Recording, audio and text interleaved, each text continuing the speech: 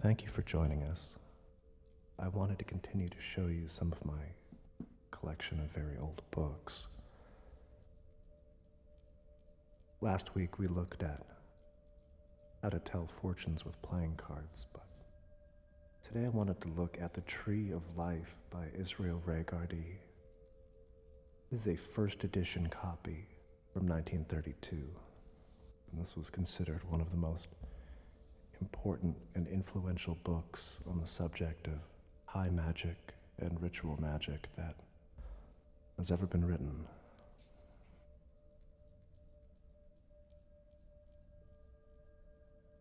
I'd like to read the introduction.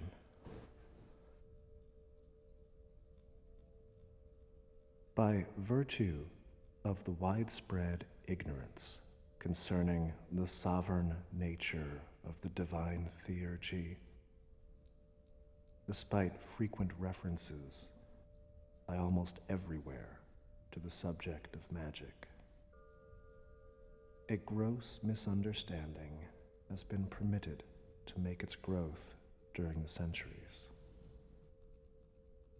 Few are there today who would appear to possess even the vaguest idea as to what constituted the high objective of that system considered by the sages of antiquity the royal art and the transcendental magic. And because there have been even fewer in number prepared to defend to the last its philosophy and disseminate its true principles amongst those found worthy of receiving, the field of war, strewn with the mangled reputations of its magi, was relinquished to the charlatans.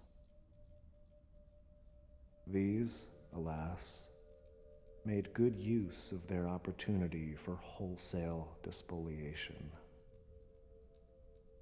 So much so that the word magic itself has now become synonymous with all that is odious and is conceived to be an obnoxious thing. For several centuries in Europe was this unrighteous condition of things permitted.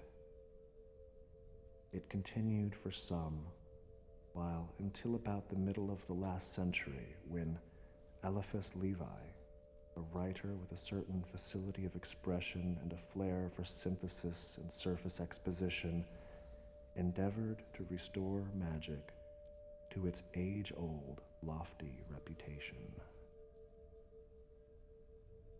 How his efforts would have fared had they not been succeeded and abetted by the advent of the philosophy of the Theosophical movement in 1875, together with the open discussion of occult and mystical matters which thereafter ensued, is exceedingly hard to say.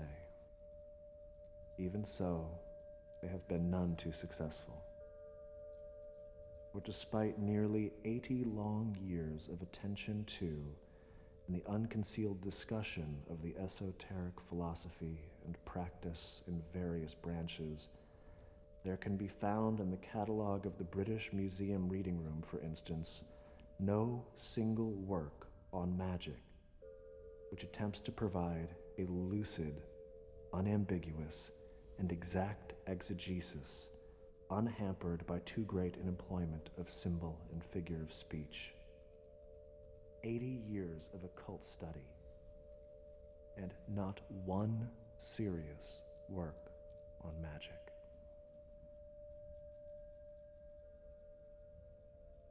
For some little while, it has been known in various quarters that this writer was a student of magic.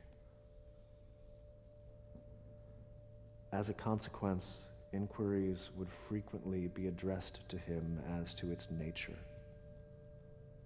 So numerous did they become as time went on, and so abysmal was the unintentional ignorance of the subject that all displayed, that it seemed high time to make available for that public a synthetic and definitive exposition. Inasmuch as no other individual has attempted this task of paramount importance, upon the writer devolves this difficult work. He does not propose to limit himself by specious remarks concerning the incommunicability of occult secrets, nor will he mention the impossibility of conveying the true nature of the mysteries of ancient time, as some recent authors have done. Though all this is true, nevertheless, there is enough in magic which is communicable. In spite of hundreds of pages to elucidate, against these writers must also be leveled the grim accusation of having done much to confirm public opinion in the already firm belief that magic was ambiguous, obscure, and fatuous. A greater misconception than this could hardly be held. For magic, let me insist, is lucid. It is definite. It is precise. There are no vague formula or dubieties comprehended within the sphere of its exactitude. All is clear-cut. All is devised for practical experiment. Its system is absolutely scientific, and each part thereof is capable of verification and demonstrable proof. The Tree of Life is published, somewhat hesitatingly, it's true, with the sole object of filling in the existent gap.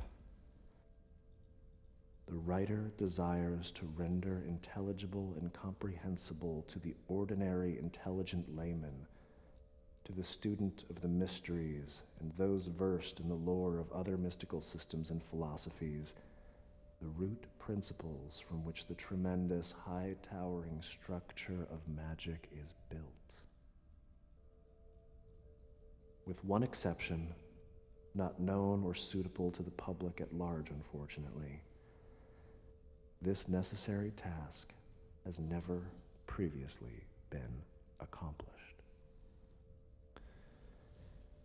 The frequency of long quotations from the writings of magical authorities which the writer has inserted herein is quite simply explainable. It was due solely to the desire to demonstrate that the larger essentials of this exposition are not the outcome of any inventiveness of the writer, but are firmly rooted in the wisdom of antiquity. That there are crudities of expression, possible misinterpretations of fact or theory, sins of omission and commission, the writer needs hardly to be informed. By reason thereof, he is humbly apologetic. He must be pardoned by the virtue of his youth and inexperience. May his efforts spur some other more learned individual, gifted with greater facility of pen and possessed of a more profound knowledge of the subject and its committance, to provide a better formulation of magic. The writer would be among the first to acclaim it with welcome and eulogy. It is also necessary to acknowledge the courtesy of Mr. Methoyan and Company in extending permission to reproduce the illustrations of the 4 Egyptian gods from the Gods of Egyptians by Sir E.A. Wallace Budge.